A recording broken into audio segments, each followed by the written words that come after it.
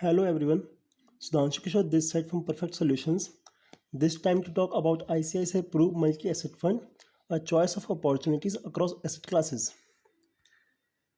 जैसे wifi signal में सब सिग्नल स्ट्रांग हो तो इंटरनेट स्पीड अच्छी मिलती है, वैसे ही multi asset fund helps in balanced structured portfolio by allocating units in all asset classes of equity, debt and gold. तीनों एसेट क्लास की अपनी इंपॉर्टेंस है पोर्टफोलियो मैनेज करने के लिए.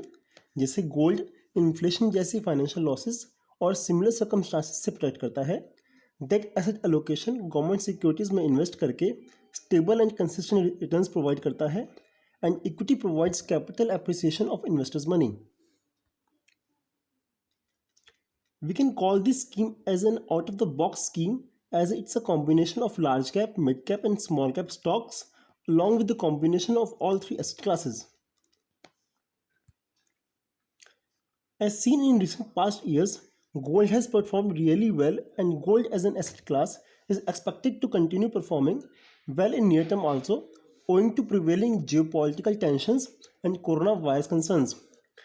कैलेंडर ईयर परफॉर्मेंस की बात करें तो 2016 में 11% का रिटर्न, 2017 में 6% का और 2018 और 19 में 10 और 24% का रिटर्न दिया है गोल्ड एसेट क्लास ने, which is quite very good.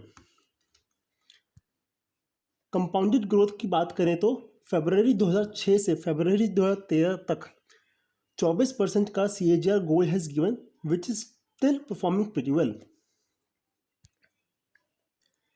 As mentioned earlier, this slide shows 5-year rolling returns that how that investment offers stability to portfolio जो consistent returns देता है investors को, which is average of around 7% since March 2007.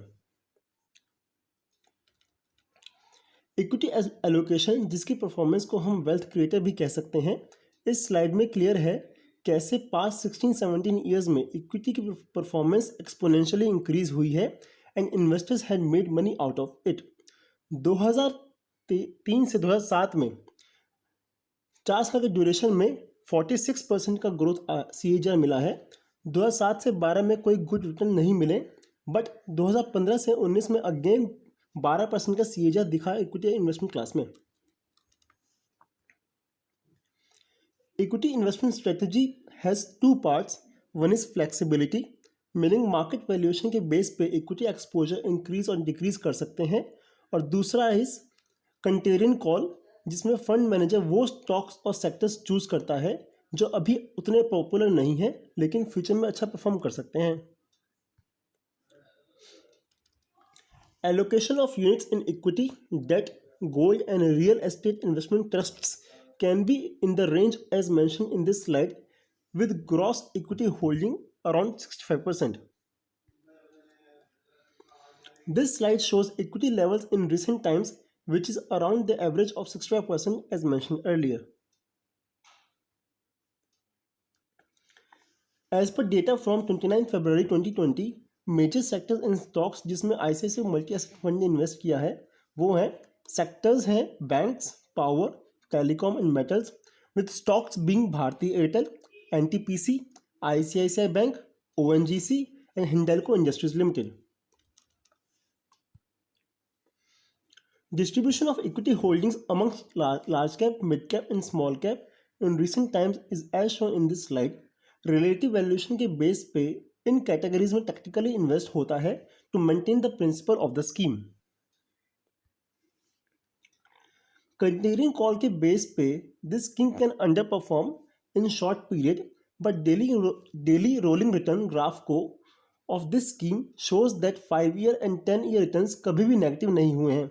जैसे 55% times 16% से ऊपर return रहे हैं, 5-year rolling returns में 15% टाइम्स 12 to 60% के बीच में रहे हैं, और 30% टाइम्स 0 to 12% के बीच में रहे हैं, but it is never been below 0 in 5-year duration. 2003 से बात करें तो this fund has out perform Sensex 13 out of 17 times, जिसमें भी 2007 में कॉशन कॉल ली थी as market was in bubble. अगर किसी ने 10,000 की सिर्फ अप्लाई की थी इस फंड में So that investor must have made 11.3 lakhs out of 8.4 lakhs of investment in 7 years, 20.2 lakhs against 12 lakhs of investment in 10 years, 48.7 lakhs against 18 lakhs of investment in 15 years, and 97.4 lakhs against 20.7 lakhs since inception, that is 31st October 2002. This fund is in alignment with its benchmark recently but has outperformed the benchmark considerably in the long run by more than 2%.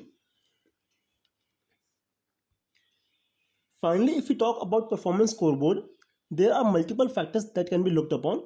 Around 26% growth in NAV since inception, 3.8% average annual dividend yield since inception, 20.6% CAGR since inception, 92% times it has given more than 12% returns if we talk about 10-year rolling returns.